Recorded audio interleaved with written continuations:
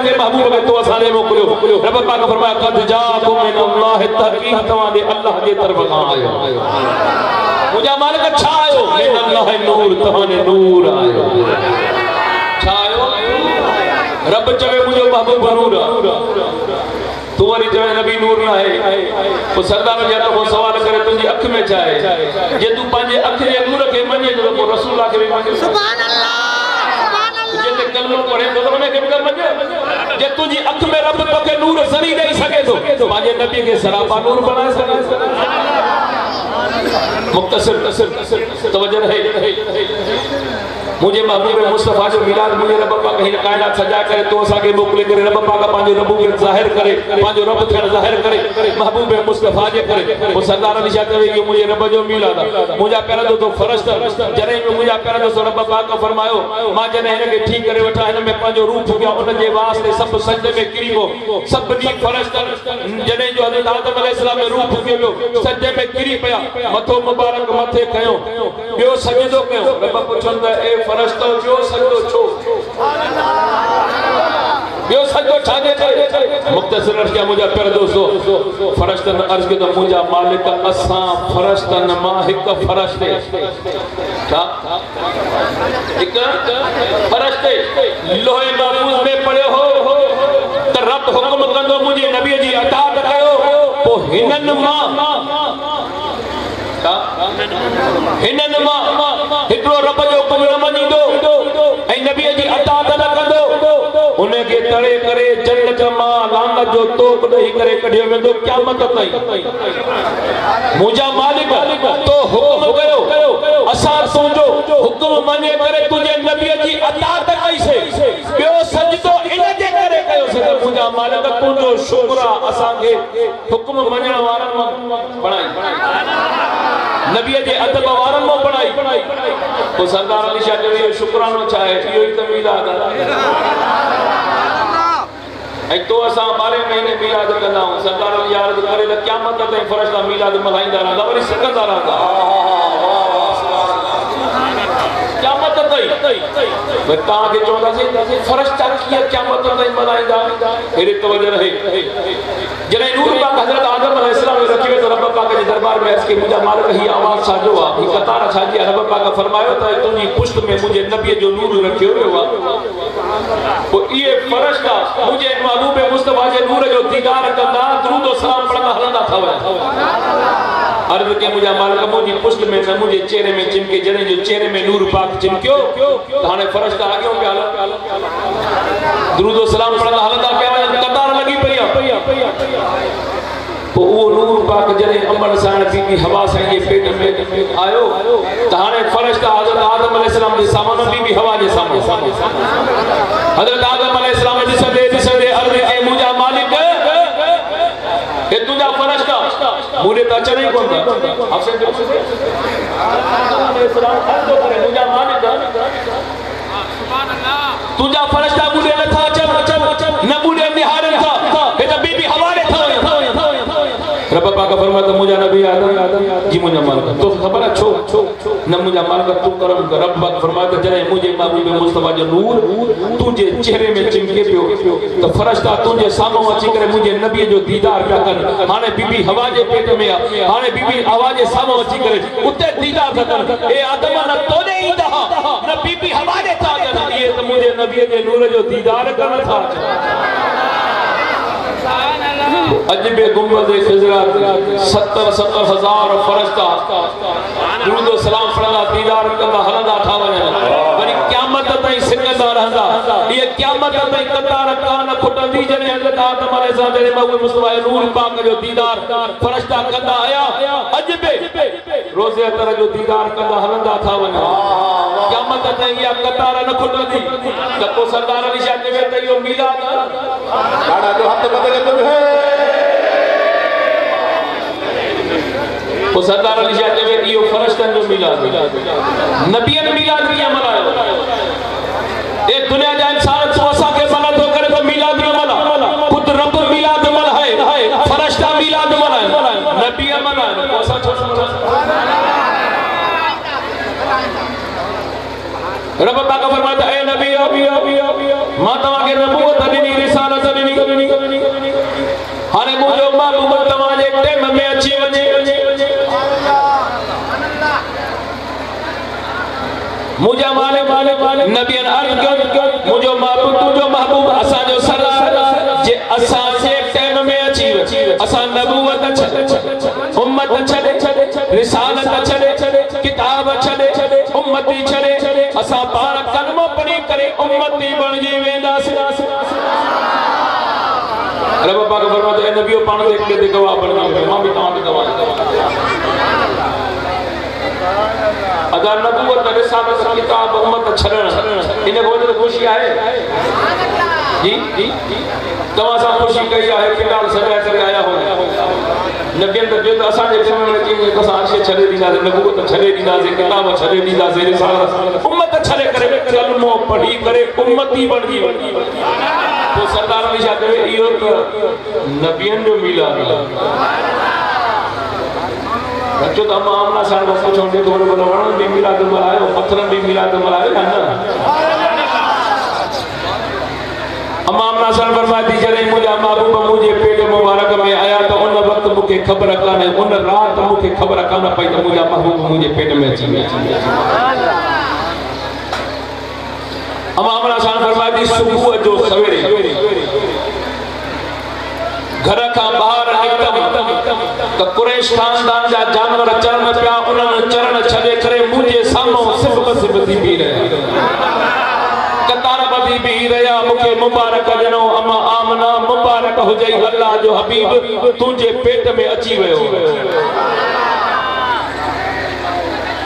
के मुबारक ॾिनी जानवर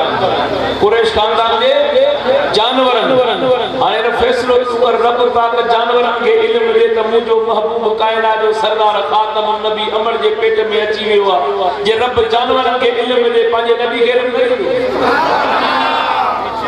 अमाम नासर फरमाती उन जानवरन बुलंद आवाज से व सलात व सलाम अलैका या रसूल अमाम नासर फरमाती अते वजर को पत्थर ठमुन पत्थर मा आवाज आयो त बीबी आमना मुबारक हो जाई अल्लाह जो हबीब हमरे पेट में अची वियो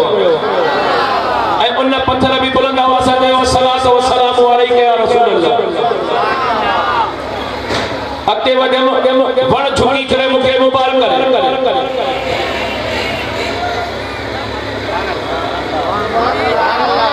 जिक्र कर ला इलाहा इल्लल्लाह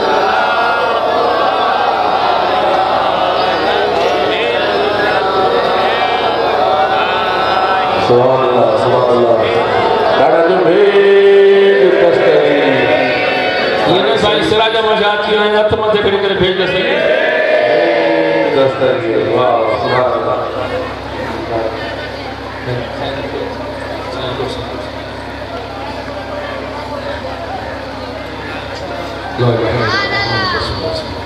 सुभान अल्लाह अमामना शान फरमाया तो बण झुकी करे मुखे मुबारक करना मामना मुबारक हो जे अल्लाह जो हबीब तुझे पेट में अची वयो आ ऐं उन वण बुलंद आवाज से व सलात व सलाम अलैका हेरे तवज्जो रहे मुजा फिर दोस्तों अम्मा आमना शान फरमाया थी कि आड़े खूह के जेते व्यम उते दिल चाहो त बुधो थम त पहाड़ी इलाके जो खूह तमाम हेठ थींदो आ उन जो पानी तारे वांगुर टिमकंदो आ मो कदम हिय जो रखियो कपर ते हिय निगाह जो कयम पानी ॾिठुम त पानी ददका ॾींदो ॿाहिरि निकिरंदो थो अचे मुंहिंजे कदमनि सां लॻी करे मूंखे मुबारक जा मां आमना मुबारक अल्लाह जो हबीब तुंहिंजे पेट में अची वियो आहे उन पाणीअ बुलंद आवाज़ सां चयो सलात व सलाम अलैका या रसूल अल्लाह तवज्जो रहे मुख्तसर अमा आमना सान फरमाए सुकल का जे मता ये कदम रखा अन्या ये रखा खणा मसल सर सज पे थो वो सुकल का अमा आमना कदम लगे सर सज इयो छाए ये तो मिलाद ये तो खुशिया अमा आमना सान फरमाए थी जरे इन दुनिया दे आया था खर्रा मिन्नी नूर मुआ निंदा द सराबा नूर हा अम्मा सुफिया बिन अब्दुल मुत्तलिब फरमाए थी जने हिन दुनिया ते आया मुंह डिठो त पांजे हथों हथां टेक लगायो सिर सजदे में रखियो लब मुबारक चुनण लगा मां कल दिनो त महबूब जे लबन ते इहो हो त मुंहिंजा मालिक मुंहिंजी उम्मत जी पारत थई मुंहिंजा मालिक मुंहिंजी उम्मत जी पारत थई नबी हो तॾहिं त पारत पियो करे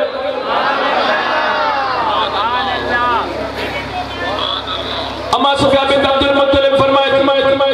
त जॾहिं सिर मुबारक मथे खयो त बुलंद आवाज़ सां चयो ला इलाहा इल्लल्लाह इन्नी रसूलुल्लाह बुलंद आवाज़ सां अमा आमना सां फरमाए थी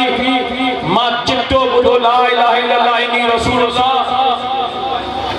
ऐं उन खां अॻिते कुझु लफ़्ज़ फरमायूं पर मां उहे समझी न सघी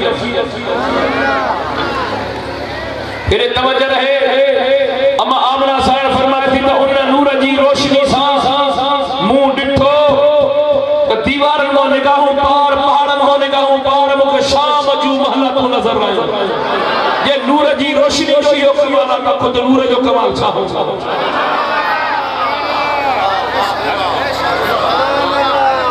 अमा आमना सां फरमाए थी मां ॾिठो त वण पाण ॾे हिक ॿिए ॾे झुकी करे कामू मिलाए करे मुबारकूं पिया ॾियनि जानवर मुंहुं मिलाए मुबारकूं पिया ॾियनि पखी चुम्बू मिलाए करे हिक ॿिए खे मुबारकूं पिया ॾियनि अबू कुबैस जबल ते हिकिड़ो वेही करे पंहिंजे मथां मिटी हारे करे दहूं कुकू करे पियो मां लुटिजी वियुमि फुरिजी वियुमि दुनिया में उन हिकिड़े ई महबूब जी ख़ुशी कान मल्हाई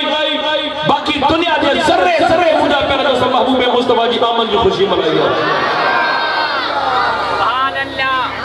नबी जी नूरानियत इनकार भी उन कयो हो ऐं मुझे महबूब मुस्तफा जे मीलाद जी खुशी जो इनकार भी उन कयो ऐं साथ साथी पुछ लगी दे खबर चंद्रा ताहू छो थो करे मिट्टी मथे में छो थो विझे उन जन्म तां जो वॾो अचे हा तो मूंखे ख़बर आहे मां महिनत केॾी कई आहे हाणे हे रमगन वारो अची वियो आहे नूरानी अची वियो आहे सभिनी खे नूर अल्लाह नूर करे छॾींदो दुनिया रोशन थी वेंदी हिन जे नूर सां रोशनी थी वेंदी उन्हनि खे ख़बर आहे न चङा असां नई सही महिनत कंदासीं वरी हिननि खे फिराइण जी कोशिशि कंदासीं ए दुनिया वारा तुंहिंजी मर्ज़ी आहे मीलाद मल्हाए न मल्हाए पर सरदार अली शाह अर्ज़ करे त दुनिया जे ज़र्रे ज़र्रे मुंहिंजे महबूब मुस्तफा जो मीलाद मल्हाए अचो अम्मा ताई अलिमा छा थी फरमाए अम्मा ताई अलिमा फरमाए थी मूंखे हुकुम जो मके पाक वञ अल्लाह जो हबीब कोई हज में मिलंदो को में ख़ैर कसीर मिलंदो पर ॻाल्हि खे न कजा घर वारे खे बि ॻाल्हि न कजा अम्मा ताई अलिमा फरमाए थी मां मके पाक जे लाइ रवानी थियम त पाड़े वारो बि हुयूं जेका त मके पाक तयार हुयूं उन्हनि चयो त हलिमा तूं हिन दाची वञ कॾहिं न हलंदी जेके हॾा आहिनि हिन में गोश्त आहे पर हलण जो चोरण जो हिन में साह ई कोन्हे अम्मा ताई अलिमा फरमाए त हो ॾाढा थी मां हलंदमि हलीमा तुंहिंजा जानवर बि डुबरा तुंहिंजी क़िस्मत बि डुबरी अम्मा ताई अलिमा फरमाए मां चयोमांसि तव्हांजी क़िस्मत तव्हांखे मुबारक मुंहिंजी क़िस्मत मूंखे मुबारक मुख़्तसिर अम्मा ताई अलिमा फरमाए थी घर खां निकितमि जानवर मुबारक ॾिनी त मां ताई अलिमा मुबारक अथई अल्लाह जो हबीब तुंहिंजे हज में अचण वारो अम्मा ताई अलिमा फरमाए थी अॻिते वधियमि त मूंखे पत्थर मुबारक ॾिनी अम्मा ताई अलिमा मुबारक अथई अल्लाह जो हबीब तुंहिंजे हज में अचण वारो आहे अॻिते वधियमि त ॾिठमि त वण ज़मीन जे तरफ़ झुकी करे मूंखे मुबारक ॾियण लॻो त अम्मा ताई अलिमा मुबारक अथई मां वरी घर वारे खां पुछां पई पर आवाज़ ॿुधे थो वण खे झुकंदे ॾिठुमि चयोमांसि काशे ॾिसे थो ईअं रस्ते में इलाही चकर जो पुछो मां सां मूंखे चवण लॻो हलिमा तबियत सही नथी कंहिंमहिल थी चवे आवाज़ ॿुधे थो कंहिंमहिल चवे थी काशे ॾिसे थो ॻाल्हि छा आहे अम्मा ताई अलिमा फरमाए थी मूंखे मनो थियो अथई ॿुधाए कोन थी सघां इन जे करे मां ख़ामोशी इख्तियार कई अञा मके पाक जे क़रीब पहुतासीं त उहे औरतूं मोटी मूंखे चयो अलिमा ॻाल्हि ॿुध असां अमीरनि जा वज़ीरनि जा ताजरनि जा ॿार खणी आहियूंसीं बादशाहनि जा ॿार खणी आहियूंसीं असां तोखे चयोसीं न तुंहिंजी क़िस्मत डुबरी आहे तुंहिंजा जानवर बि डुबरा हलीमा असां हिकिड़ो ॿार छॾे आयूं आहियूं जेको यतीम आहे नालो अथसि मुहम्मद सल्लल्लाहु अलैहि वसल्लम यतीम छॾे आयूं आहियूं अम्मा ताई अलिमा जी फरमाए त अदी तव्हांखे वज़ीरनि जा बादशाहनि जा ताजरनि जा ॿार मुबारक मूंखे अल्लाह जो हबीब मुबारक अम्मा दा इल्मा फरमाती जे मके पाक पोतम ता सुन अब्दुल मुत्तलिब ने मुझे इस्लाम अम्मा दा इल्मा फरमाती जे मां के वठी करे अम्मा आमना सा मिलाए अम्मा आमना के हलीमा वे त मां तो के हिन शहजाद जो तारीफ कराया छा कराया तारीफ कराया अम्मा दा इल्मा फरमाती जी जो मां बैठम त मुखे चवण लगी हलीमा जॾहिं कायम अल्लाह जा हबीब मुझे पेट में आया त मुखे उन रात खबर न पई जे रात मुझे पेट में आया रात मुखे खबर न पई सुबह जो बार निकम कुरैश खानदान जे जानवर ने बुधायो त बीबी आमना मुबारक दे अल्लाह जो हबीब मुझे पेट में अची वियो अॻिते वधे पत्थर मुखे मुबारक ॾिनी बीबी आमना मुबारक दे अल्लाह जो हबीब मुझे पेट में अची वियो वण झुकी करे मुखे मुबारक ॾिनी त अम्मा आमना मुबारक दे अल्लाह जो हबीब मुझे पेट में अची वियो अम्मा दयाल मां फरमाए त जॾहिं अम्मा आमना इहा ॻाल्हि कई त मां बि त मुबारक जानवरनि खां पत्थरनि खां वणनि खां वठंदी बि अचां ॾिसंदी बि अचां त जीअं अम्मा ॻाल्हि कई त अञा मुंहिंजी दिलि में इश्क अहिड़ी जाॻियो अम्मा जल्दी करे मुंहिंजो दीदार त कर अम्मा आमना साण जो इशारो करण मूं अॻिते वियुमि त मिठड़ो अहिड़ो त फोकलो पिहणण मां बेताब मूंखे ख़बर कान पई यकदमि मां कपिड़ो हटायो कपिड़ो हटाईंदी हुयमि लबनि ते मुर्ग ईंदी वई अखि खुलंदी वई आसमान रोशन थींदो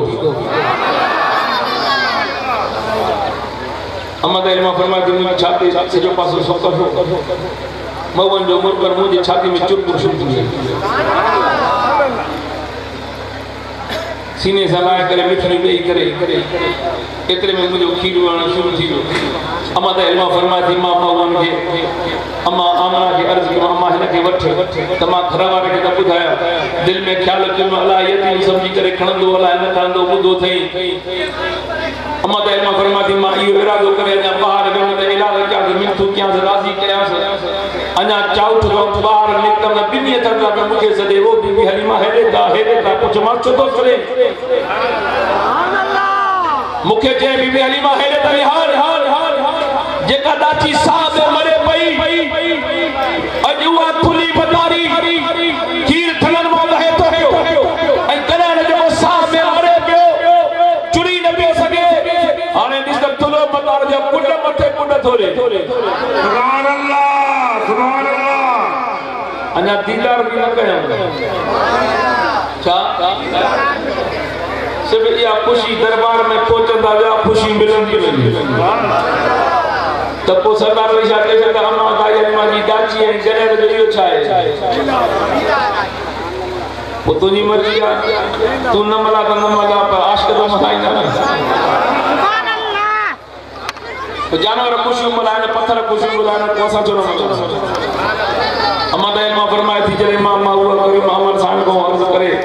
मुख़्तसिर वठी करे जॾहिं वापसि रवानी थियमि मको पाक छॾे हलियमि त ॿकरियूं चरनि पियूं उन्हनि चरण छॾे करे मुंहिंजे आॾो सिब थी करे मूंखे मुबारक ॾिनो अम्मा दा इल्मा मुबारक दे अल्लाह जो हबीब तुंहिंजे हज में अची वियो ऐं उन ॿकरियुनि बुलंद आवाज़ सां चयो अस्सलातु वस्सलामु अलैका या रसूल अल्लाह ये मूंखे मुबारक मिलंदी वियूं मूं घर पहुतमि शाम थी घर वारे खे चयो त ॻाल्हि ॿुध बुख लॻी आहे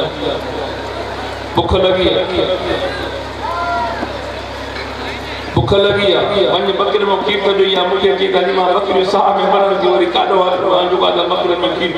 मां चवां भला ॾे ख़बर डाचीअ जी ख़बर ॾे डाचीअ जी अम्मा दा इल्मा थी फरमाए त मूंखे चई त ठीक है थाव खणी करे वाले सदके हलीमा जो थाव खणी आई मां भरे दिने खीर सा बियो खणी आई मां भरे दिने पियो खणी आई मां भरे दिने चौथो खणी आई भरे ये ता ते मुझे घर जा थाव खीर सा भरजी सुभान अल्लाह के चई त बीबी हलीमा बकरिन जो खीर तो बियो थण मां हार जे हाने पाणे वारे के सद कर देने के थाव वठी के देने के खीर दियो अम्मा दा इल्मा फरमाती थी जो मां दर खड़कायो अदी थाव कदे ई छा करनी अदिता खीर हलीमा जानवर माण्हू बुकदा मरन जानवर बुकदा मरन हाने तू खीर अदी थाव दे त सही दिने भरी दी वई मां थाव खणंदी आई ये दींदे अम्मा दा इल्मा जी फरमाए त मूंखे चई त बीबी हलीमा ॻाल्हि ॿुध मुंहिंजे घर जा थाव खीर सां भरजी विया हाणे थाव कोन तोखे ॾियां मूंखे घर वारे चयो त ॿिए खे सॾु कर बे जो भी घर ये बोले भी ये चयो तो मुझे घर जा था खीर सा भजी वया वठी वियम नींदी वियम ता ते मुझे सजे गोठ जे घर जा था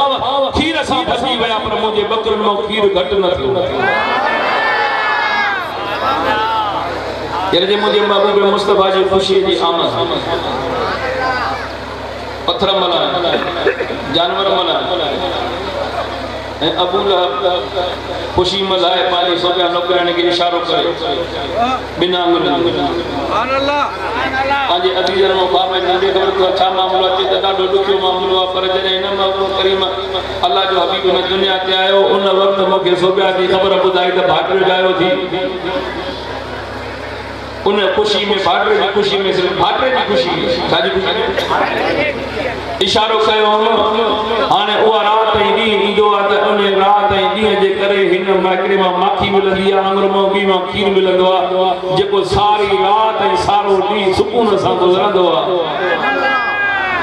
न मञण वारो खुशी मल्हाए भाटियो सम्झी करे खुशी मल्हाए त रब पाक उन ते बि करम करे तो सां उम्मती थी करे खुशी था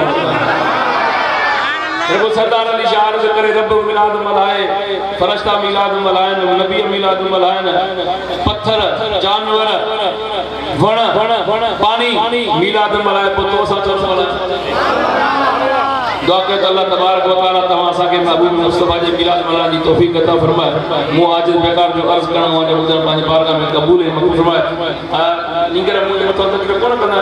पर मूं हिननि खे जो बात कयां थो त ज़रूरु तकरीर कनि छो त अलीगोर साहब जो प्रोग्राम है में जरूर जो बात तकरीर कंदा इंशाअल्लाह ताला ये प्रोग्राम हलंदो रहंदो तो हम के भी नींद लगे मुन पर चार प्रोग्राम आए पर बड़े विच में सामने ये थोड़ो अर्ज लोगियो से अल्लाह से खुश रखंदो कि ये प्रोग्राम हलंदो रहंदो इंशाअल्लाह ताला तवा सा प्रोग्राम में वेंदा से आखिर ताईं इंशाअल्लाह ताला दुआओं वठी करे रहमतुन सा जो बात झोलियों खड़ी करे हलंदा से छो त महबूब की महफिल को महबूब सजाते हैं आते हैं वही जिनको सरकार बुलाते तमा असा के बहु घुरायो इन महफिल में वेंदा से इंशाअल्लाह ताला बेड़ो पार थींदो अल्लाह तबारक व तआला का दुआ है अल्लाह तबारक व तआला अली वर साहब के रहमतू बचरन ते रहमतू भाइरन ते अजीजन ते पाड़ियारन ते रहमतू कोई उठे न मेहरबानी करे वेरो बड़ो एहसान थी तवाजो अस्सलाम वालेकुम बिस्मिल्लाहिर रहमान